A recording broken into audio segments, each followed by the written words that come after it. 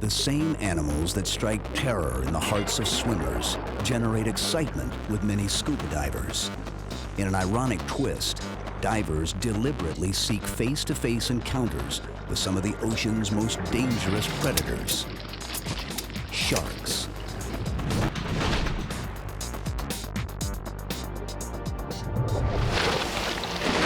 Dr. Ritter is a leading authority on shark behavior and a passionate supporter of human and shark interaction. In the spring of 2002, he paid a very high price for his beliefs. A severe attack nearly cost him his leg and his life. Sharks fuel a booming ecotourism industry. From tropical seas to the cold waters of the Pacific Northwest, sharks are big business.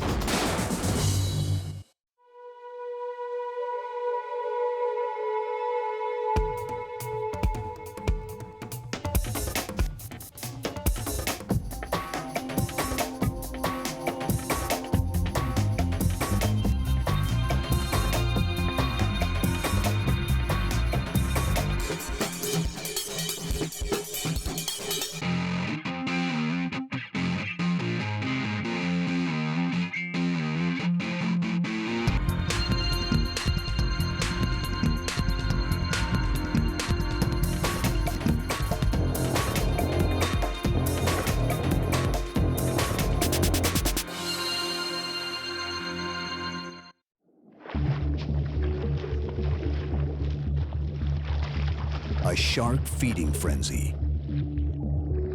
A fascinating and frightening spectacle. Dozens of predators slash and tear at their prey with razor-sharp teeth. But this exciting display is not a random act in nature's grand design. It's a carefully choreographed event staged for the benefit of scuba divers.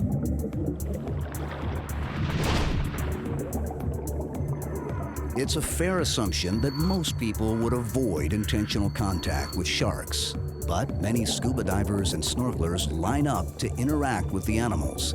Believe it or not, shark encounters are becoming one of the most popular attractions in the sport.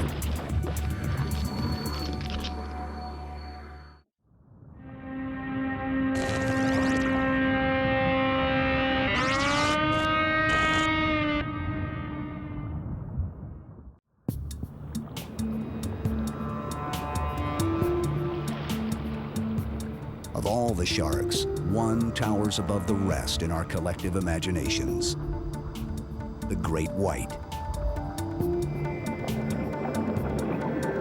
Even though human fatalities have decreased, the visceral horror of being eaten alive remains. Since the dawn of time, people have been terrified of sharks. But in a deeply primitive sense, we admire them. We're transfixed by predators that can kill us. This fascination is the inspiration for the holy grail of shark dives.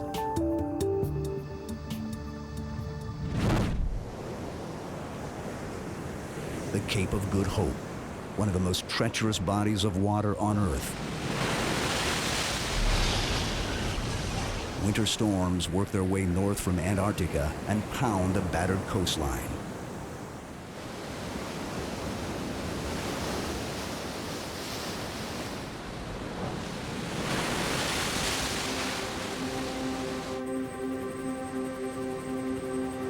Windswept shores provide refuge for tens of thousands of South African fur seals.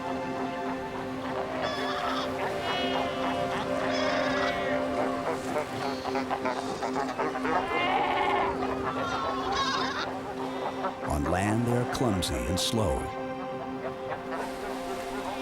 Underwater, the nimble seals are eager to show off their acrobatic skills.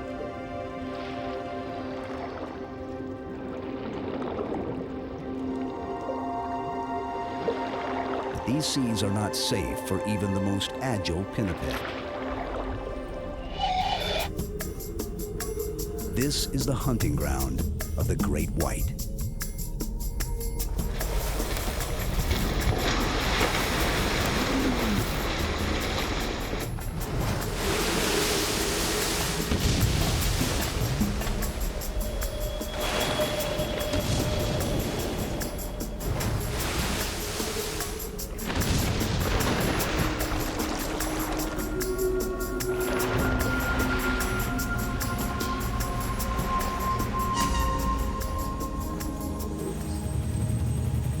South African fishing village of Gansbaai, great whites fuel a burgeoning dive tourism industry.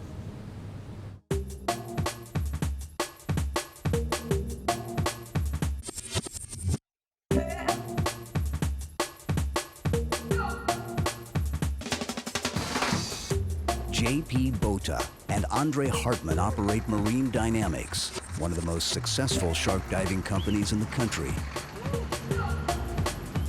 Both were formerly commercial fishermen, but with dwindling catches, they turned to ecotourism, specifically shark tourism. Their business plan is simple: wait for good weather, ferry visitors out to sea, and get them up close and personal with great whites. The South African white shark diving business around Gansbaai started in the early 90s. In the beginning, there were only 3 operators. It grew to the 8 operators we have at the moment. Initially, there was a sort of an emotional outcry, and people were really concerned that the number of shark attacks would increase due to the commercial activity of attracting sharks. That fortunately has proved to be a false fear. This activity does not necessarily lead to more shark attack, and of course the statistics have also been with us, so that the number of shark attacks have actually not increased. The local economy has benefited quite substantially by the shark tourism. The industry employs about 40 to 50 people, and these people spend their money in the local businesses. So there's a lot of spin-offs emanating from the shark business.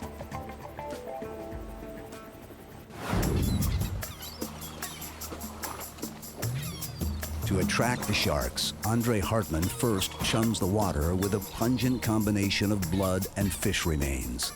The scent of cow shark liver is a particular favorite of great whites.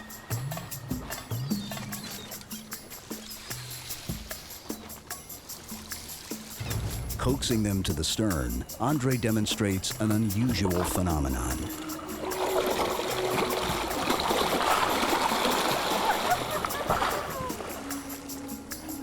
Pushing aside the snout of a shark one day, he discovered that the animal became almost catatonic.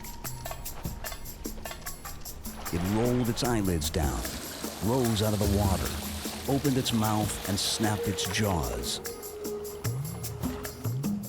The strange behavior appears to be related to highly specialized sensory organs in their nose and mouth. Touching them momentarily short-circuits their senses.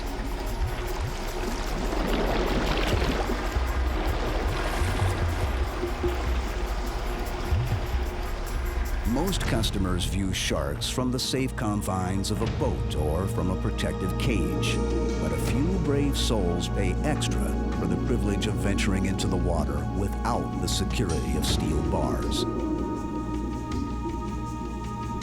At the surface, Andre Hartman acts as a safety diver and occasionally shows off. Do not try this at home.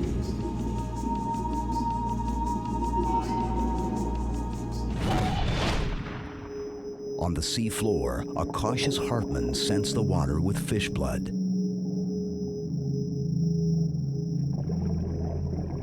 The diver's expectations are exceeded.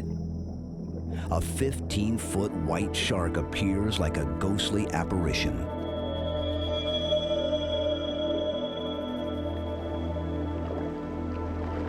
We were underwater for about 40 minutes, and of course the action all happens near the end of the dive. We were starting to get cold. Water temperature there was about 52, 53 degrees. And you're looking through the small viewfinder and trying to keep it framed and focused, and the shark comes out of the gloom and simply just gets bigger and bigger and bigger and fills the frame on this high-definition camera. It's pretty awe-inspiring.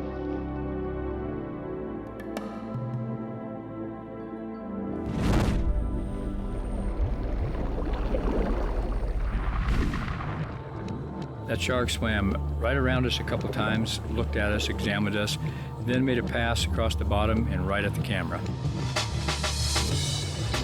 Sharks don't have fingers and hands to test things with, so what they have to do is bite something. Unfortunately, because of their enormous size and tremendous strength, when they bite something, even though they're just sampling it and you really couldn't consider that a shark attack, it doesn't make much difference to the person that's been sampled. It still hurts.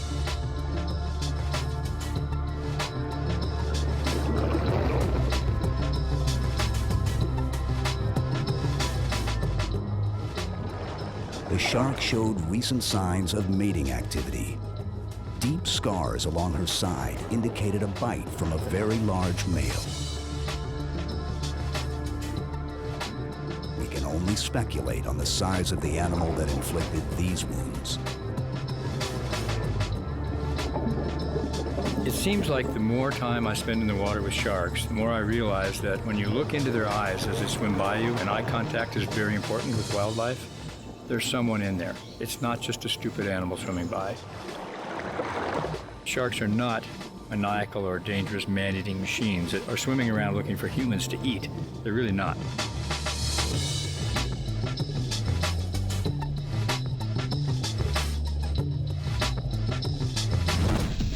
In the Bahamas, over 100 sharks show up for a feeding. But how do you get out of the way of a frenzied mob?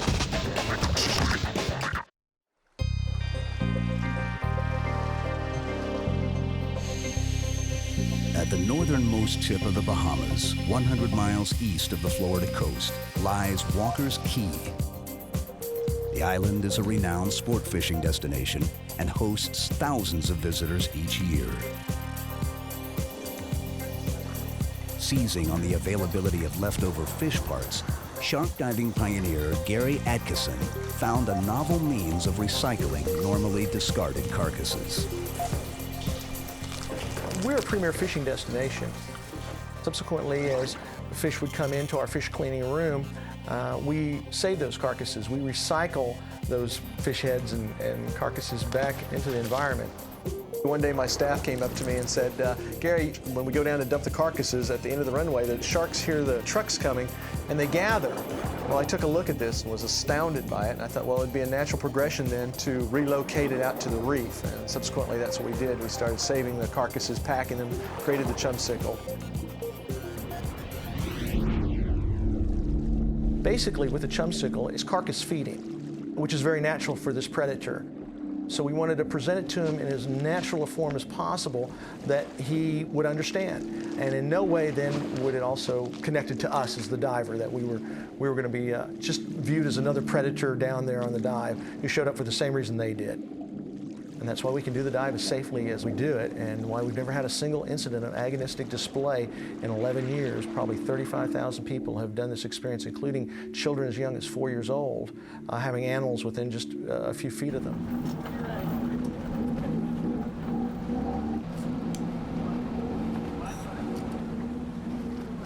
At the dive site, the captain revs the boat's engines.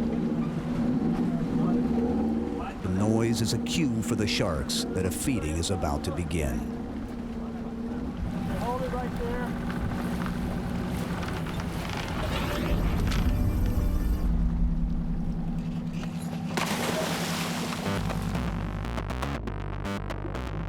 As the frozen block of bait sinks, only a few sharks appear to be interested.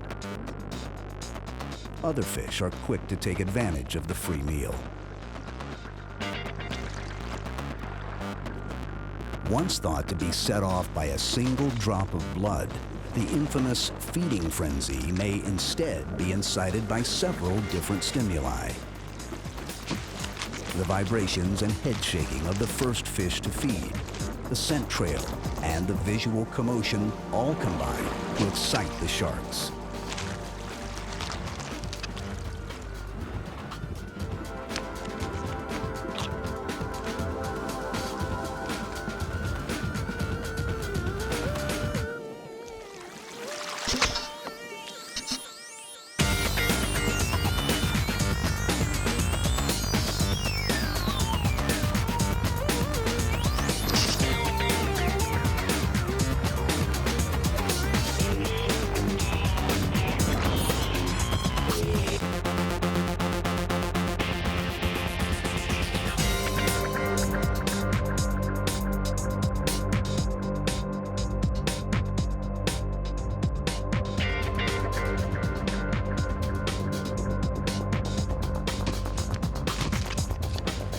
As the bait ball wears down, it eventually falls to the bottom.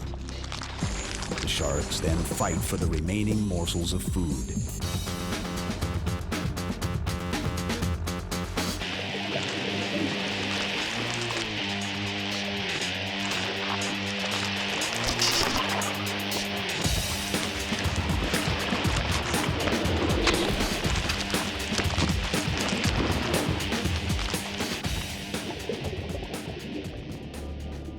A handful of well-publicized attacks in 2001 spawned the Summer of the Shark. Overnight, shark bites and sightings became front-page news.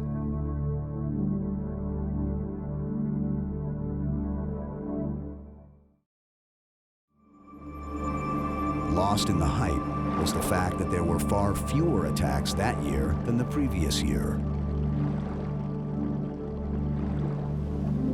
Worldwide, only 4 deaths were attributed to sharks in 2001.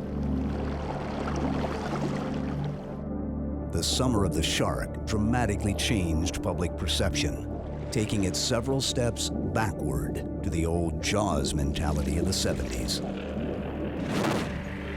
The past quarter century since that landmark film has not been kind to sharks. Virtually all species have seen population declines of between 50 and 90%. The strain on their numbers comes primarily from overfishing. Federal regulations restrict shark fishing in U.S. waters, but the animals are targeted relentlessly in much of the world. Their cartilage is still considered a cancer treatment, and Asian demand for shark fin soup supports a wasteful finning industry.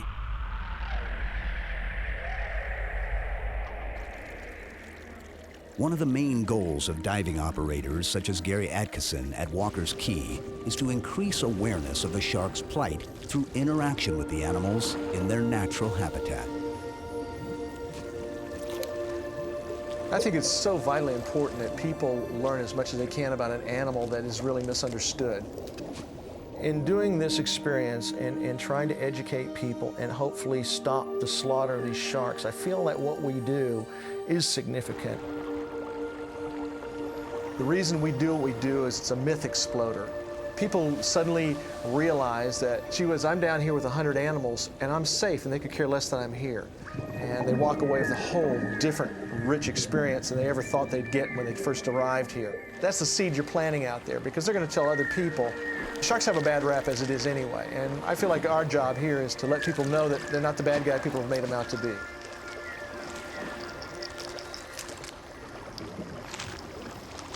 If sharks are not the bad guys, why would they attack and nearly kill one of their staunchest supporters? Dr. Eric Ritter is a leading authority on shark behavior and a forensic investigator of shark attacks.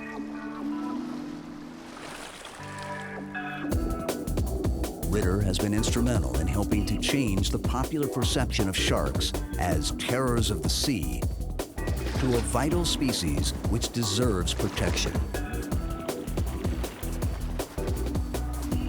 Over the past 2 decades, Eric has introduced hundreds of students, photographers, and biologists to sharks. With a keen passion for the animals and their plight, he is one of few researchers who dares to freely swim with dangerous sharks. Ritter works exclusively outside the protection of a cage. What I'm studying is the body language of sharks. I'm interested in how sharks express their intentions when they approach humans. Shark-human interaction is a very new field, but it's most likely the very field we need to understand these animals. We cannot just observe them by sitting on boats, sitting in front of aquariums. We have to interact with them. My main theory is that sharks are as predictable as dogs, parrots, cats, animals that we are comfortable with, animals that we're used to. We're not used to be with sharks. We have to just give them the chance to let them interact with us.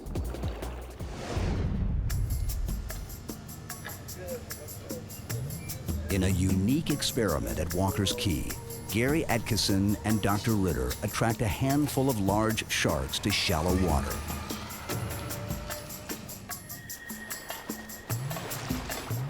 One of Eric's more controversial theories is that dangerous animals like bull and lemon sharks are not inclined to attack humans, even when enticed with bait.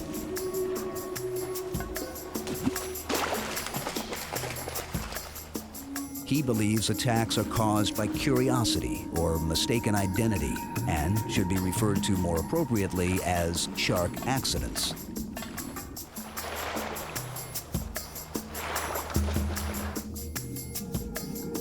More than 80% of attack victims survive, mainly because sharks realize their mistake and don't return for a second bite. Ritter simulates common attack scenarios, such as those on swimmers in shallow water and those on spearfishermen in deeper seas. Throughout his experiments, fish carcasses are thrown into the surf very near to where he stands or swims.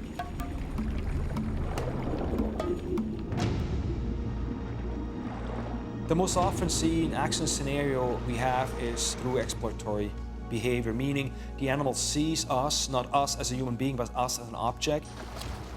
Several factors come together, for example, sound, smell, motion of the object. Sharks, per se, are very curious animals. They have a very high level of hesitance. But if their curiosity takes over, at the end they may grab an object just to get a final idea of what the object could be, because nothing they sense is conclusive. So that's why in very rare cases they still grab the object.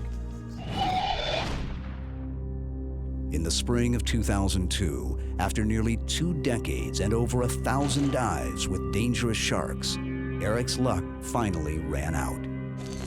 He was severely bitten on the leg by a bull shark. A journalist accompanying Eric nervously paced and stirred up debris, reducing visibility. Quickly, the situation turned deadly. A large female bull shark was cornered between the two and lashed out at Eric.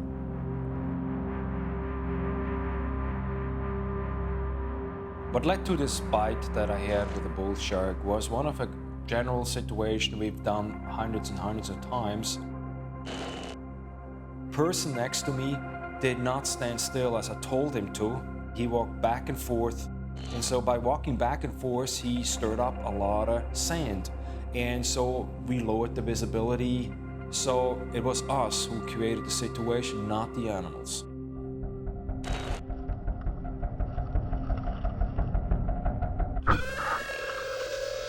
The second I got bitten, I lifted my leg right away because I had to get out of her mouth.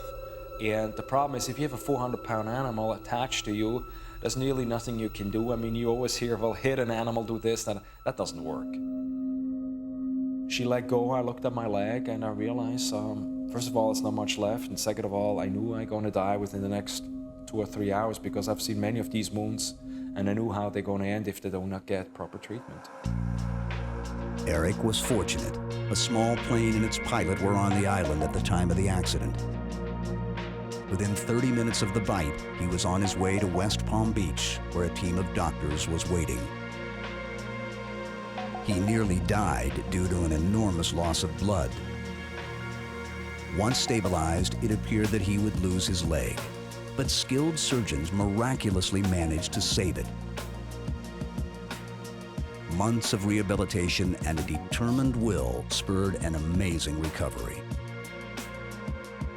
Additional reconstructive surgeries and skin grafts helped to restore use of his leg.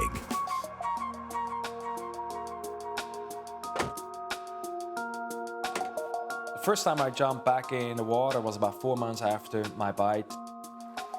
The wound healed so far that I could be in the water 15, 20 minutes. So the first opportunity I had, I jumped right back in at the very spot where I got bitten.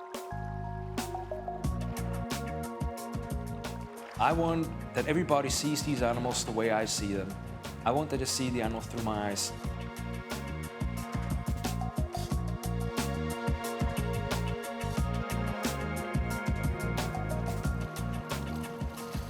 I see it even more clear what we have to do.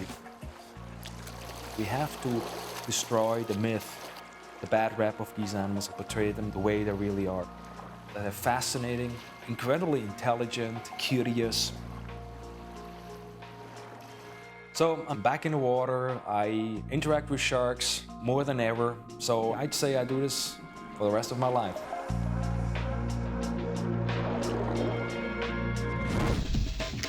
What is the fastest growing and most popular attraction for scuba diving tourists?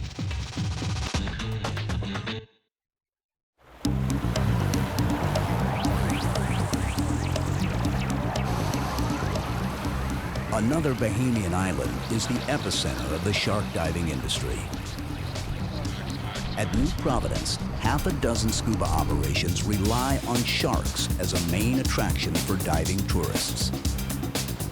As for the sharks, what we don't want you guys doing is swimming with your hands, okay? These sharks are attracted to movement more than the blood in the water. Unlike the bait ball style of feeding at Walker's Key, sharks here are fed by hand or with a steel pole.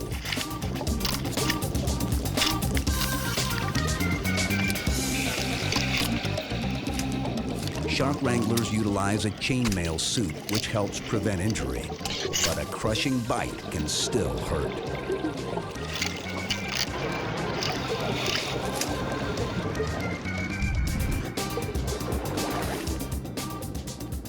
The difficult part initially is to keep the ravenous animals away from the bait. Like pigs at the trough, they jostle for position.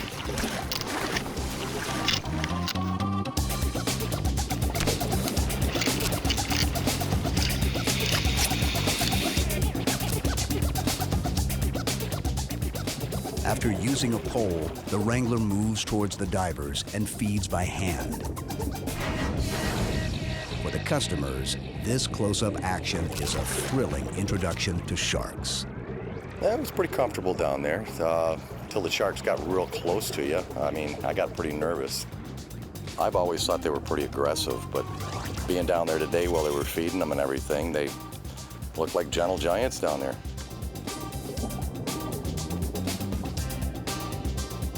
This dive was really, really good. Never been so close to sharks. Other divers have seen them in the blue in the distance, but never so close up.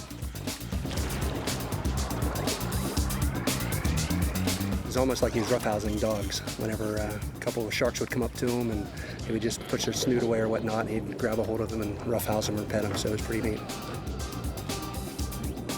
The first thing this morning, we never would have known that we were going to be shark diving today, that's for sure. We just happened to run across it and it sounded like a cool thing to do, so we said, let's go shark diving.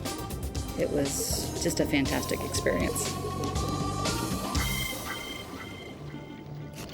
From an economic standpoint, shark feeding I'm very much in favor of. Some people don't approve of shark feeding. They feel that we've changed the behavior of sharks. Yes, to a certain degree we have. Taken this area, we've probably changed the behavior of about 100 sharks, slightly, but they're still in their own environment. They generate a lot of income for the Bahamas, and those same sharks generate revenue year in, year out. Shark feeding is definitely becoming more popular, and it definitely does contribute towards the conservation of sharks. These people who would have otherwise viewed them as dangerous man-eaters and not cared about them, once they've been on a feed, they've seen them feeding, they're seeing they're not these vicious creatures, they're far more inclined to support conservation issues.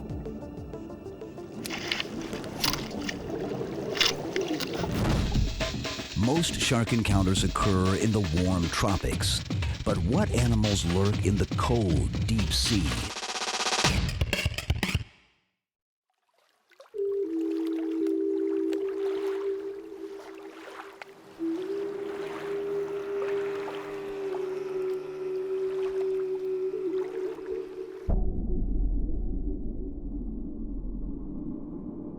Shark diving is not confined to the tropics or to shallow temperate waters.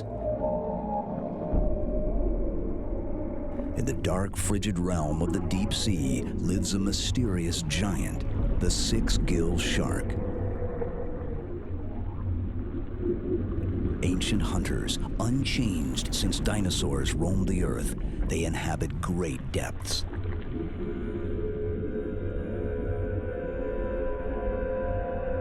These living fossils can attain a length of over 20 feet.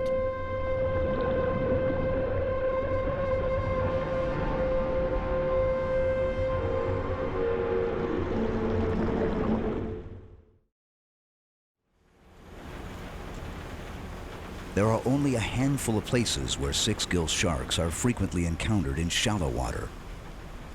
Washington State's Puget Sound and the Pacific coast of Canada. One of the best places to photograph and study the sharks at scuba diving depths is British Columbia's Hornby Island.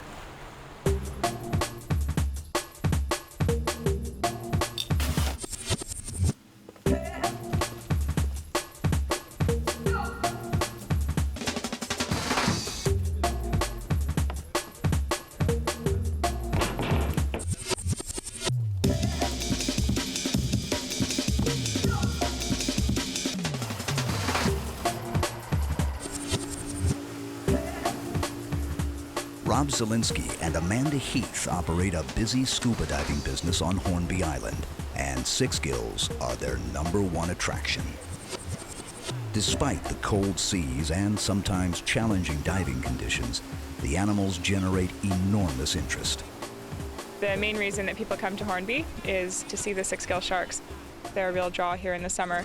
We cater to about 500 diving tourists in the course of May to September. And all of those people come with the intent of seeing the Six Gills if they're lucky enough to do so. Hornby Island is a unique location in that it's one of the few places in the world where we can observe Six Gills in water shallow enough to scuba dive in. In many cases, they're found at depths of several thousand feet, which is unreachable by people under most circumstances. Sport diver tourists come here, as well as scientists, film crews, still photographers, etc., who are interested in an opportunity to see the Six Gill in its natural habitat.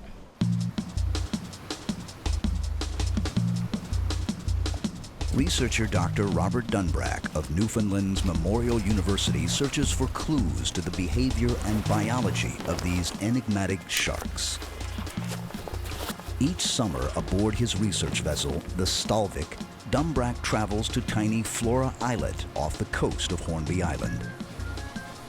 Six Gills and their unusual habits pose many intriguing questions, but simply finding the elusive animals is the first of many challenges.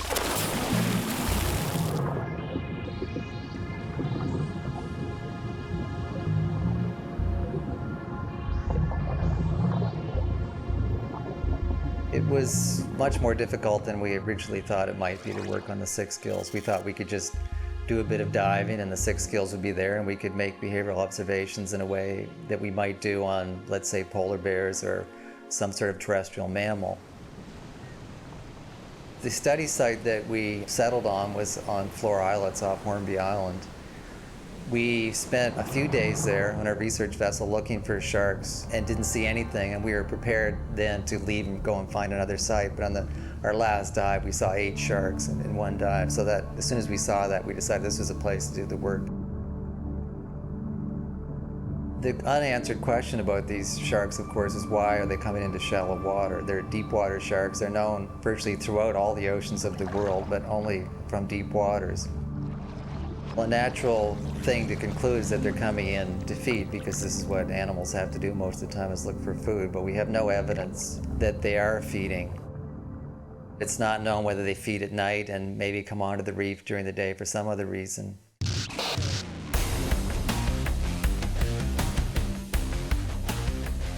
Dunbrack quickly realized that direct observation of the animals was very difficult.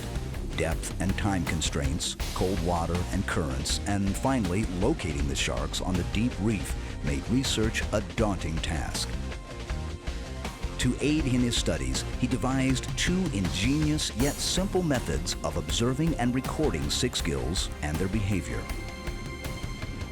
We have built a time-lapse video system that allows us to put a video camera down. It takes pictures, 4 frames every 10 seconds or so. On a single film, we're able to get 2 to 3 to 4 weeks, depending on the time of year. It's just a daylight system. We also have set up a stereo system which consists of 2 video cameras that are cabled directly to the surface. They look over the same area, they're facing down off the reef wall, and so the sharks will swim underneath these 2 cameras.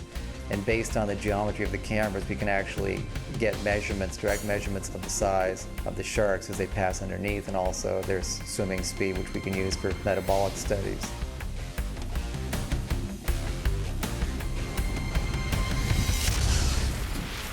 Right? That's the moment of truth.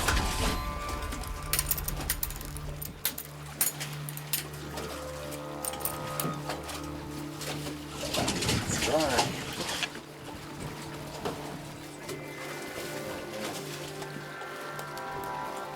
Early in the summer field season, Dunbrack made a curious discovery. Harbor seals and stellar sea lions, prey for other large sharks, were interacting with the Six Gills. Video monitors and time-lapse cameras revealed the startling behavior. And what was that being? Oh, that's interesting. That's a seal, right? A seal. Chasing him. I don't believe this.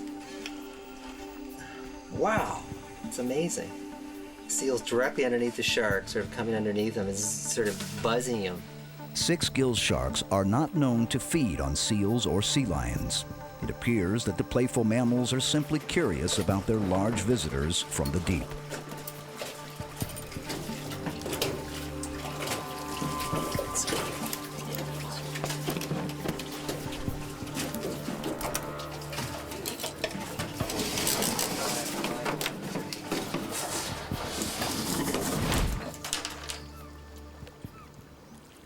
In recent years, fossil remains of prehistoric relatives of Six Gill sharks have been discovered on Hornby Island. Over 25 species of mostly deep water sharks from the Cretaceous period have been identified from fossilized remains.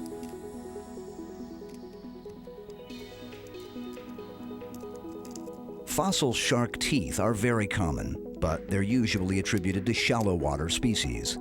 These puzzling clues appear to suggest that Six Gills and many other deep water sharks frequently ventured into shallow seas.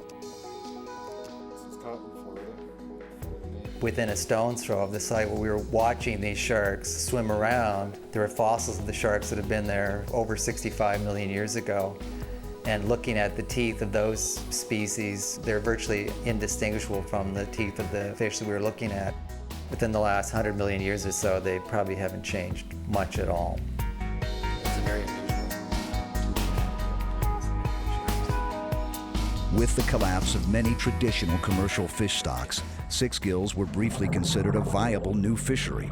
But with little knowledge of their population, reproductive and growth rates, this ill-conceived plan was put on hold. Trying to run a fishery on a species like the Six Gill is very problematic. It's a large fish, it's certainly long-lived and has very low rates of reproduction, so the sustainable exploitation rates would be very low. So a large shark that might be 60 to 100 years old might fetch just a few dollars, whereas we do know for a fact that this species probably brings in several $1 million a year just to the dive tourism industry as a living resource. The more people that interact with the sharks in a passive manner as divers and get a positive experience, the better it is really going to be for the shark. Despite many unanswered questions and an uncertain future, Six Gill sharks inspired tremendous respect from both scientists and scuba divers. Rob and I consider ourselves to be very lucky in that we're members of a very small select group that have seen a live Six Gill swimming in its natural habitat. It's something that many people can never dream of doing. It's an exciting thing to see this shark moving in its environment. It's It's really hard to describe the feelings that you have when you first encounter them. To put it in terrestrial terms, it would be similar to going through a hike on the West Coast and running into the elephants and the giant sloths that used to live there 12,000 years ago. It seems like a throwback to times when animals were bigger and more plentiful on these reefs. And it's a very stirring experience. There's virtually nothing that we know about this species, so anything that we get is going to be useful, and there's so much to know. It's something that could keep us going for many, many, many years.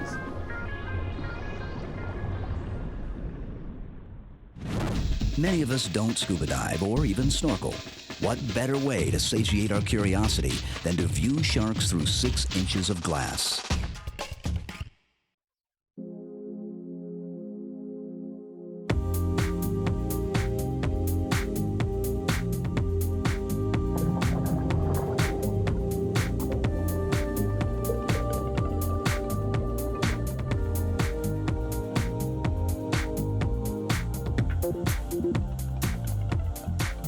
Shark encounters are not the exclusive domain of scuba divers and marine biologists.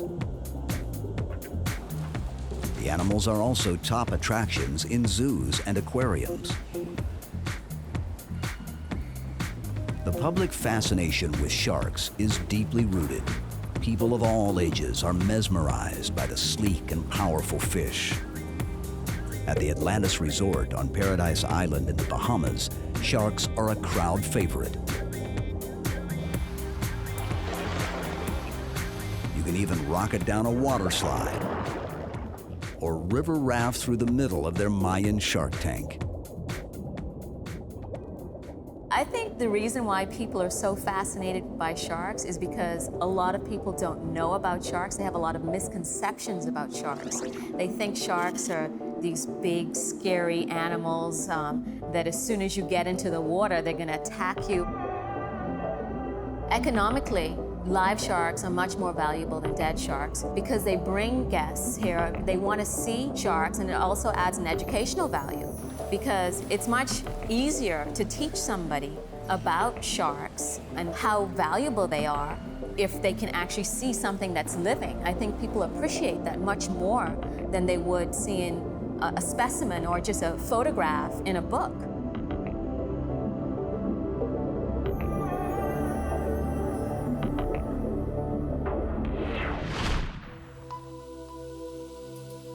A rash of shark attacks in Florida and Hawaii led state authorities there to ban the practice of baiting sharks. But instead of decreasing attacks, the bans have proven to be ineffective. The same number of people were bitten in the past few years as there were before the bans were implemented. Although shark diving does attract and perhaps alter the behavior of a few animals, feedings usually take place in deeper water, a long way from beaches and swimmers. Dr. Eric Ritter and others believe that shark baiting and chumming is a potential factor in attacks, but not because of scuba divers. I would say about 80 to 90% are caused by sport fishing. What they create is a very hazardous situation around themselves by chumming the water, by hooking fish. Sharks pick it up. You have people in the water frolicking.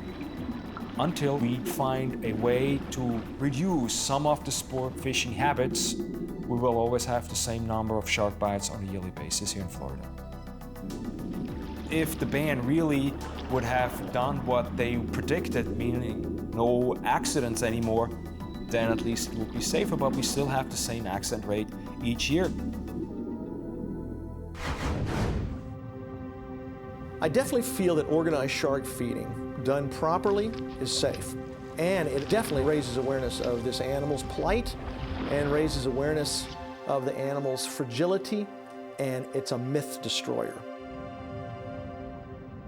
As an animal that's been on this planet for close to 500 million years, that has been brought to the verge of extinction in the past 20 years.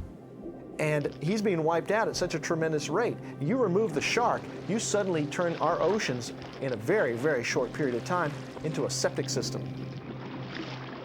Our oceans are in trouble. If we don't protect this animal, then all of us lose. Everybody. And what a sad thing. I want my kids to see what I saw today. Despite their strength and predatory skill, sharks are remarkably fragile creatures. Conservation efforts have traditionally had little support or enforcement. They aren't as cute and cuddly as dolphins or as majestic as whales. After all, on rare occasions, they do kill people. We are slowly coming to realize that sharks are integral members of the ocean food chain. We're learning that while a dead shark may bring a few dollars to a fisherman one time, a live shark may generate thousands of dollars in annual tourist revenue. And best of all, the shark is allowed to live. Perhaps scuba divers and other eco-tourists can ultimately play a key role in preserving these vital species.